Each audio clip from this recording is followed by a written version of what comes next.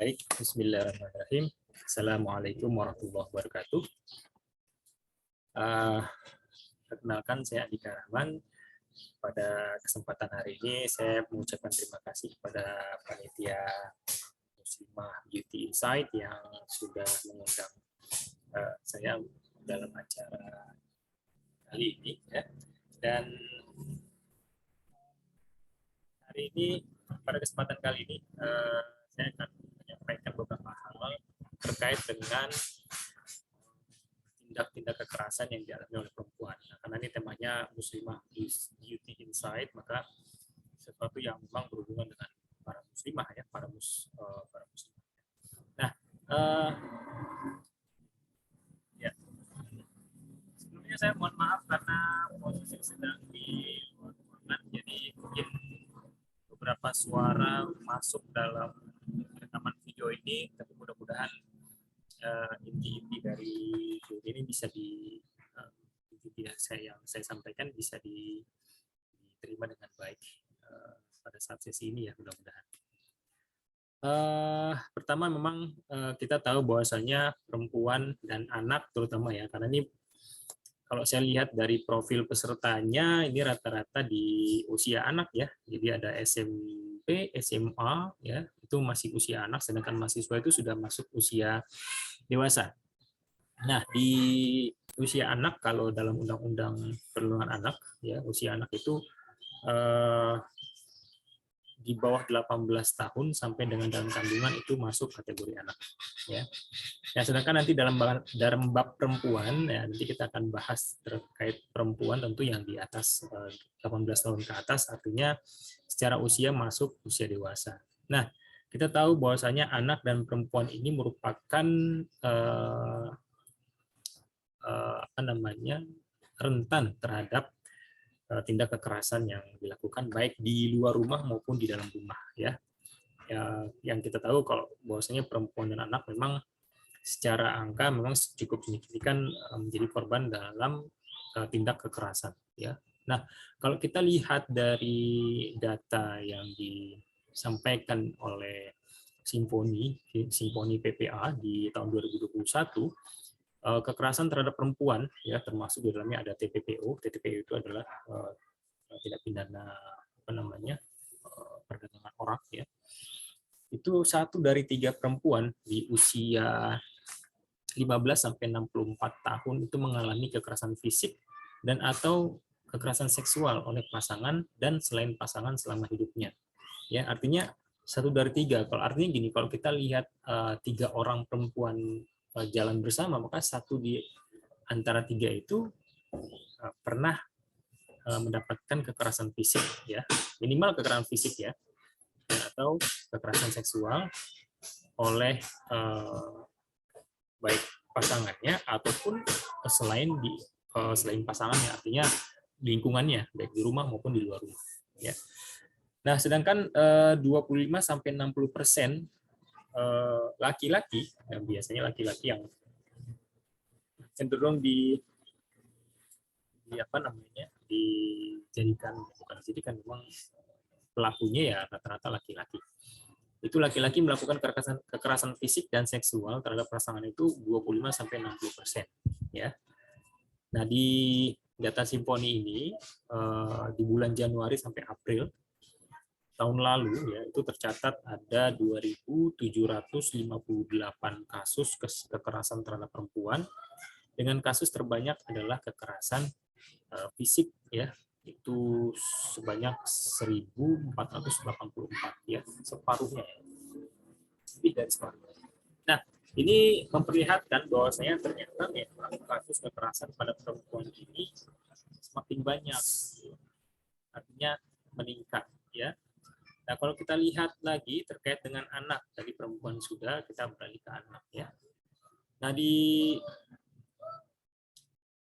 kasus anak itu ya, kekerasan terhadap anak, kalau kita lihat di data ya yang disajikan baik di Susenas, di Simponi PPA, kemudian di Sakernas, kemudian di SNPH AR tahun mulai 2018, 2019, 2020, 2021, itu memperlihatkan bahwasanya pertama dari anak yang dipekerjakan. Ya, artinya ini anak dieksploitasi ya untuk kepentingan orang-orang dewasa tentunya dalam hal tenaga kerja anak. Itu 66,35% anak di usia 10 sampai 17 tahun itu bekerja. Ya. Ini data di Indonesia ya. Nanti kita bicara data kekerasan pada anak di Kabupaten Bogor, nanti setelah ini akan saya sampaikan. Nah, kemudian ada 4.086 kasus kekerasan pada anak dengan korban terbanyak adalah kasus kekerasan seksual itu sebanyak 2.498, artinya lebih dari 50% ya. Kasus kekerasan seksual itu mendominasi kekerasan pada anak ya. Dari sejumlah kasus-kasus kekerasan pada anak itu 2.498 itu adalah kasus yang terjadi kekerasan seksual terhadap anak ya. Artinya tinggi. Nah, ini sebenarnya inline dengan apa yang terjadi di lingkungan kita ya, di Kabupaten Bogor juga demikian. Artinya kasus pelecehan seksual itu masih merupakan kasus tertinggi kekerasan pada anak ya. Nah, rata-rata kebanyakan yang menjadi korban kekerasan seksual adalah anak perempuan gitu. Nah, dan kemudian rata-rata pelakunya adalah inner circle-nya di keluarga, justru orang-orang dekat di keluarga gitu ya. Ada yang dilakukan oleh ayahnya, ayah kandungnya, atau ayah tirinya. Ada yang dilakukan oleh omnya atau pamannya gitu ya. Jadi memang kekerasan ini terjadi paling banyak justru di lingkaran dalam keluarga itu sendiri. Gitu. Ini harusnya kan kita mungkin saat ini jauh lah ya, mudah-mudahan kita dijauhkan dari tindak kekerasan terhadap keluarga kita, terhadap perempuan dan anak di sekitar kita. Tapi ini memperlihatkan, data ini memperlihatkan bahwasanya ternyata di dalam rumah yang seharusnya menjadi tempat yang aman dan nyaman ya bagi perempuan dan anak, justru malah menjadi tempat yang tidak aman gitu. Nah, kasus kekerasan pada anak terutama terkait dengan kekerasan seksual ini meningkat ya, khususnya di masa pandemi ini meningkat cukup signifikan. Nah, kemudian ada di data lagi terkait dengan perempuan yang menikah sebelum usia 18 tahun itu masih sekitar 10,8% ya. Ini data Susenas tahun 2019. Ya, artinya memang pernikahan di bawah umur ini merupakan satu bentuk kekerasan terhadap anak. Karena memang pertama anak tidak punya belum punya istilahnya bekal yang cukup untuk bisa berumah tangga, kemudian keluarga memaksakan anak untuk menikah. Banyak modusnya, banyak sih sebenarnya. Ada yang karena balas budi, ada yang karena hutang dan sebagainya. Jadi anak dijadikan sebagai jaminan untuk kasus-kasus pernikahan dini itu ya. Nah, kemudian kalau kita lihat ya, ada peningkatan kelompok-kelompok rentan ya, anak kelompok rentan ya. Jadi anak yang dipekerjakan ya, kemudian meningkatnya presentasi anak yang berada di bawah garis kemiskinan ya, kemudian anak yang dinikahi atau dikawinkan secara paksa, kemudian meningkatnya presentasi anak dengan konsumsi makanan yang kurang baik dan sebagainya. Jadi kenaikan di sini juga ada data kenaikan pengaduan atas kekerasan online ya secara signifikan dari 240 kasus tahun 2019 menjadi 940 kasus di tahun 2020 ya. Kemudian di lembaga layanan masyarakat ya, pengaduan melalui lembaga layanan masyarakat tahun 2019 ada 126 kasus, kemudian meningkat menjadi 510 kasus ya. Ini sumber dari Catahu di 2021. Nah, ini peningkatan ini harusnya kita sadari dan kita bisa antisipasi. Nah, kita akan coba lihat sebenarnya modusnya apa sih, atau mungkin bentuk-bentuk kekerasan yang dilakukan itu seperti apa sih kan gitu ya. Jadi kalau kekerasan terhadap perempuan ya, itu bisa kita artikan bahwa segala bentuk tindak kekerasan berbasis gender ya yang berakibat atau mungkin berakibat menyakiti secara fisik, seksual, mental atau penderitaan terhadap perempuan. Termasuk ancaman dari tindakan tersebut, pemaksaan atau perampasan semena-mena terkait kebebasan, baik yang terjadi di lingkungan masyarakat maupun yang di dalam kehidupan sehari-hari. Ya. Nah, kita akan lihat bentuk-bentuk kekerasan terhadap perempuan itu apa sih? Yang pertama adalah kekerasan fisik. Ya. Kekerasan fisik itu ya berupa pemukulan, ya, ada tamparan, ya, kemudian menjambak rambut, ya, membenturkan, segala tindakan yang mengakibatkan luka fisik. Nah, itu kekerasan fisik ya. Ya kalau kita lihat di sinetron-sinetron yang agak apa ya, agak lebay dramanya ya, seolah-olah apa namanya melakukan tindak kekerasan terhadap perempuan yang begitu menghayati ya. Ya seperti itulah kira-kira ya yang terjadi, Bang. Seperti bukan maksudnya kejadian yang sebenarnya itu lebih apa namanya? Lebih bisa dikatakan lebih parah dari itu ya. Sampai di percobaan pembunuhan dan sebagainya ya. Dan terkait kekerasan fisik tentunya ya ini yang terjadi dalam baik dalam rumah tangga maupun di luar rumah tangga ya. Artinya nih kekerasan terhadap perempuan yang dilakukan dengan kekerasan fisik. Yang kedua adalah dengan kekerasan psikologis ya. Itu biasa dengan membuli ya, mengumpat, mengejek, menghina ya, segala tindak yang mengakibatkan tekanan psikologis lah. Termasuk mengancam ya, intimidasi, kemudian mengekang gitu ya. Itu akibatnya pada gangguan mental, ada gangguan kejiwaan ya, ada trauma, hilangnya kepercayaan diri dan sebagainya. Nah, yang berikutnya adalah kekerasan seksual ya. Bentuk kekerasan berikutnya adalah kekerasan seksual. Nah, ini kekerasan itu tentunya berupa apa? Perkosaan, pencabulan, pelecehan seksual, kemudian pemaksaan hubungan seksual dalam perkawinan ya, ini terjadi ya.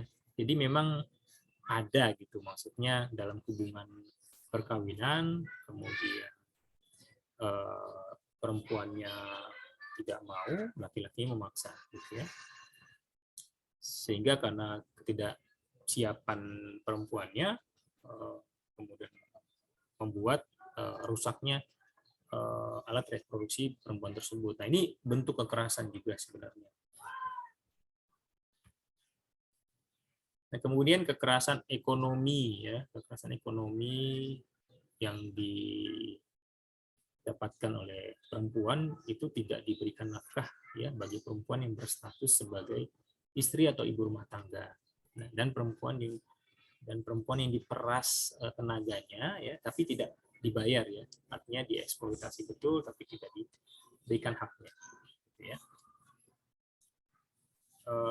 Itu bentuk-bentuk kekerasan ya.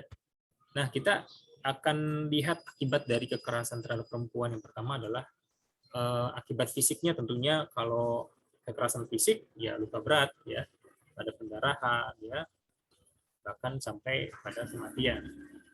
Ya, kemudian kalau kasus-kasus terhadap kekerasan perempuan, saya pikir beberapa pemberitaan di media-media sudah memperlihatkan lah ya, artinya sudah tidak perlu dijelaskan lagi di sini.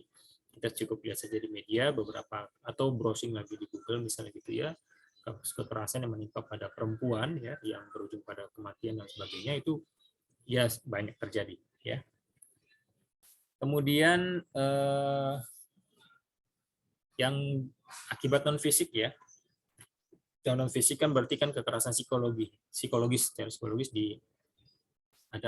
ditekan ya, mentalnya tertekan, ada gangguan mental ya, depresi, ketakutan, cemas, kemudian merasa rendah diri ya, kelelahan kronis, sulit tidur, mimpi buruk ya, dan sebagainya. Kemudian ada akibat yang ditimbulkan dari bullying, ini ternyata bisa berujung pada percobaan bunuh diri. Nah, ini perlu diperhatikan juga bahwasanya mungkin kita dari SD, SMP, SMA, kuliah itu sudah terbiasa dengan bullying ya, dengan bully ya.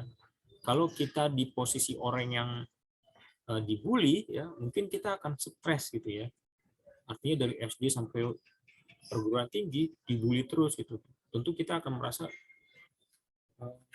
tertekan ya, ada gangguan secara mental dan gangguan secara kejiwaan tentunya. Nah, gangguan yang non fisik ini yang berupa tekanan psikologis ini juga bisa menimbulkan kecenderungan terutama pada anak ya yang sering menyaksikan tindak-tindak kekerasan ya, terutama yang di menonton games-games yang berbau kekerasan ya, itu cenderung untuk melakukan kekerasan pada orang lain gitu ya. Ya itu bisa akibat yang didapatkan dari kekerasan fisik. Ya. Nah, ini bentuk-bentuk kekerasan yang terjadi. Nah, kalau di rumah tangga ada kekerasan terhadap istri ya. Mungkin kekerasan yang dilakukan suami terhadap istrinya baik secara fisik, kemudian secara psikologis ya. Ada kekerasan secara seksual, kemudian ada penelantaran ya. Jadi istri ditelantarkan, tidak dikasih nafkah, tidak dikasih makan, tidak dikasih pakaian segala macam. Kemudian disiksa secara fisik ya, kemudian ditekan secara psikologis ya, dan sebagainya. Nah, ini bentuk kekerasan terhadap istri dalam rumah tangga tentunya.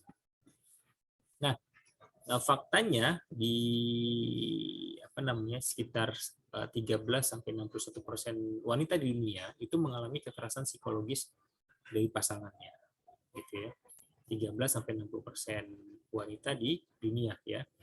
Mudah-mudahan angkanya tidak besar ya, tentunya di Bojonggede dan sekitarnya lah, mudah-mudahan di sekitar Kabupaten Bogor mudah-mudahan tidak besar ya.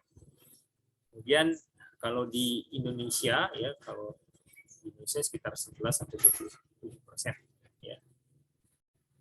Itu di Indonesia. Kemudian ini kan jadi banyak hal yang memicu terjadi kekerasan pada perempuan, ya, terutama faktornya adalah pada laki-laki ya.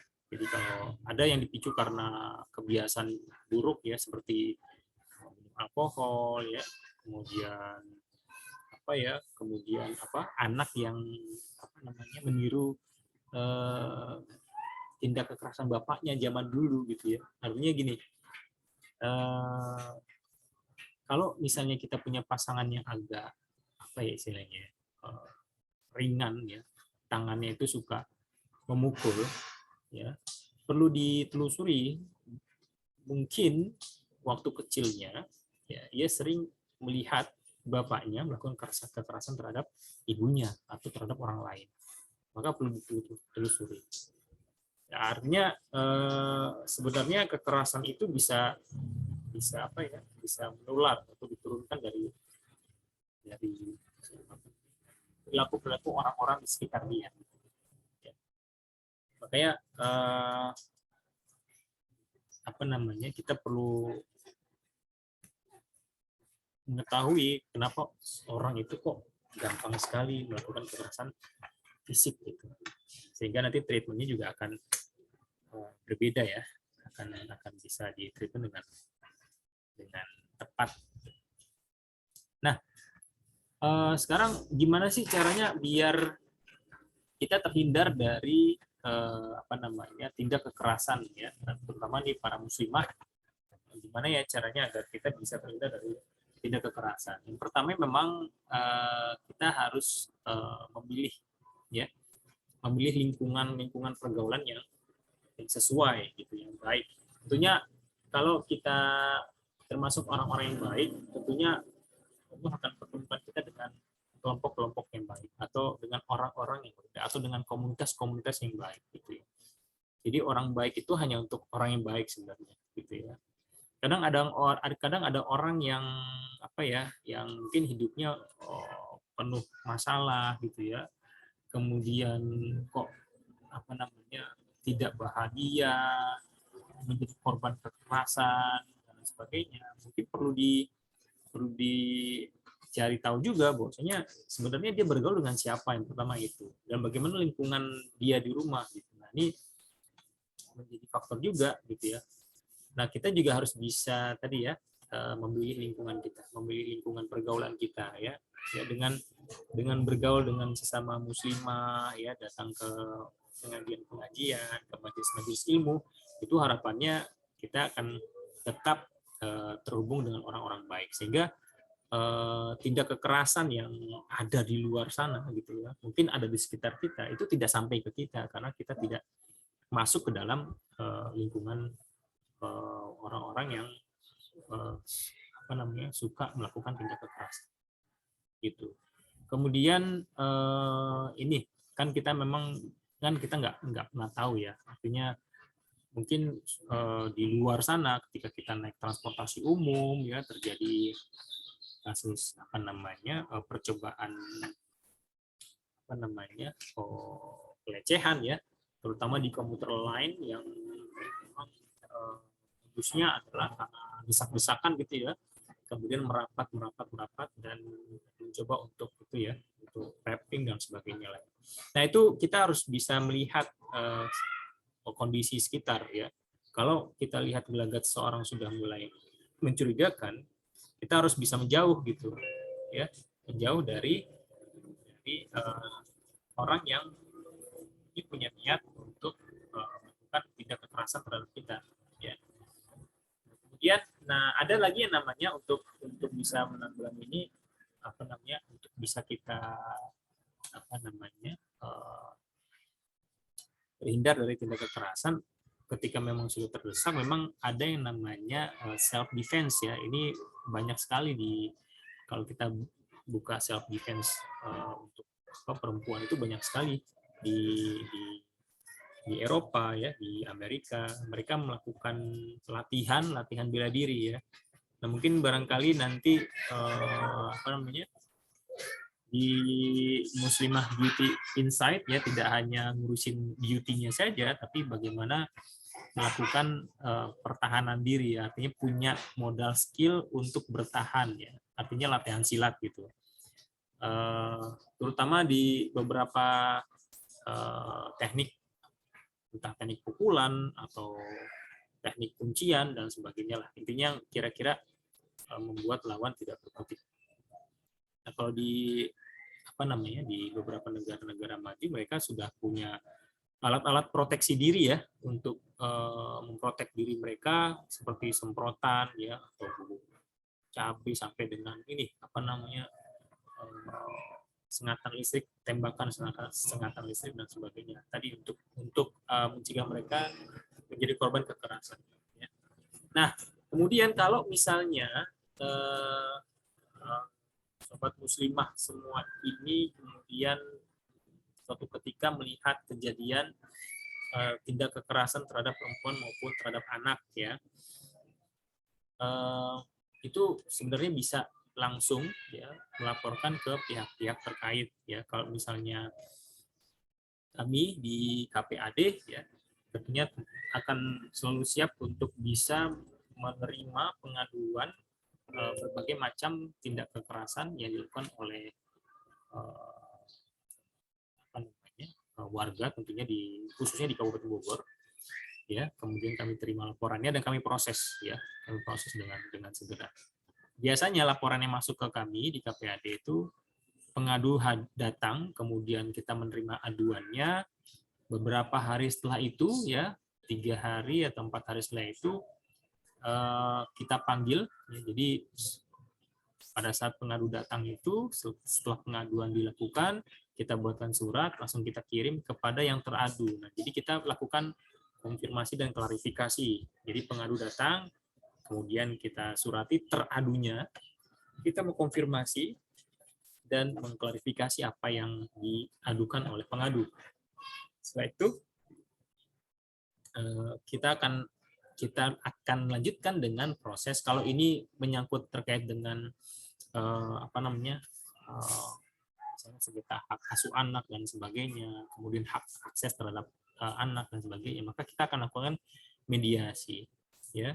Kemudian ada kasus terkait dengan pembulian, ya, nggak terima anaknya dibully atau anaknya dilakukan tindak kekerasan terhadap anak. Nah, ketika pelaku dan korban itu sama-sama anak, maka kita akan coba mediasi. Tapi ketika pelakunya orang dewasa, kita langsung akan proses ini di di kepolisian, gitu ya. Nah, kalau terkait dengan perempuan, nah perempuan itu artinya di atas 18 tahun ke atas. 18 tahun ke atas itu bisa langsung mengadukan kasus-kasus kekerasan yang terjadi yang kita lihat atau yang terjadi di masyarakat kita ke P2TP2A. Nah, P2TP2A itu tidak hanya perempuan, tapi di sana juga bisa anak, ya. Di P2TP2A teman-teman bisa datang di lokasinya di Jalan Bersih, ya, di belakang Dinas DP3 P2KB, ya, Dinas Pemberdayaan Perempuan dan Perlindungan Anak, Pengendalian Penduduk dan Keluarga Berencana. Itu di dekat Perpustakaan Daerah Kabupaten Bogor. Masuk saja di situ. Agak dalam sedikit, di sebelah kiri itu ada P2TP2A. Kalau kami KPAD itu lokasinya ada di Kedung Halang, ya. Kami baru saja pindah dari Bumi Cibinong Endah ke Kedung Halang. Silakan bisa hadir di sana atau bisa hubungi saya langsung, ya. Nomor saya insya Allah akan aktif 24 jam untuk merespon pengaduan-pengaduan pengaduan yang diadukan oleh masyarakat kepada KPAD. Nah, itu. Oh ya, ada satu lagi yang terkait dengan kasus anak. Nah, ini menarik sebenarnya. Kasus anak di Kabupaten Bogor, ternyata kalau kita perhatikan di Bojonggede itu kasus kekerasan pada anak cukup tinggi, ya. Artinya nomor 2 setelah Cibinong, ya. Di Cibinong ada sejauh ini sampai sepanjang 2021 ini ada 13 kasus, sedangkan di Bojonggede ada 10 kasus. Nah, kasus tertinggi kekerasan pada anak adalah kasus kekerasan seksual yang pertama. Yang kedua adalah terkait dengan sengketa hak asuh anak.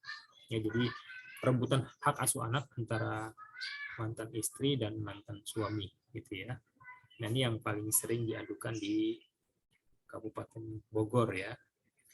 Nah, ini perlu kita cermati bersama, terutama para muslimah yang ada di Kabupaten Bogor untuk selalu waspada, ya, dan aware, ya, dengan maraknya kasus-kasus kekerasan. Jangan sampai lengah. Yang pertama itu. Yang kedua, ketika melihat kasus kekerasan, laporkan segera, gitu ya. Nah, sebenarnya makin tingginya angka kekerasan pada perempuan dan anak itu karena banyaknya orang yang melapor, ya. Jadi sebenarnya kasusnya memang dari dulu sudah banyak, tapi karena yang melapor sedikit, seolah-olah ya angkanya sedikit. Tapi karena sekarang ada kemudahan akses untuk melapor, maka laporkan saja, ya. Walaupun kita nanti akan melihat kenyataan bahwasanya kok tinggi sekali angkanya, memang itu kenyataannya, gitu. Memang harus kita selesaikan, harus kita cari penyelesaiannya, gitu ya. Bukan berarti bahwasanya ketika kasus kekerasan tinggi di satu daerah maka daerah itu buruk, tidak juga, gitu. Barangkali memang daerah itu sangat aktif melaporkan kasus tindak kekerasan yang dialami oleh perempuan dan anak, gitu ya. Ya, belum tentu di daerah lain yang angkanya kecil tidak ada kasus kekerasan. Barangkali mungkin karena daerah tersebut tidak melaporkan, kesadaran masyarakatnya untuk melaporkan sangat rendah. Nah, makanya agar kita bisa menekan kasus kekerasan pada perempuan dan anak, maka kita bisa langsung segera melaporkan dan menindaklanjuti itu di pihak-pihak yang terkait, ya. Mungkin itu yang bisa saya sampaikan. Terima kasih banyak atas perhatiannya. Saya undur diri. Assalamualaikum warahmatullahi wabarakatuh.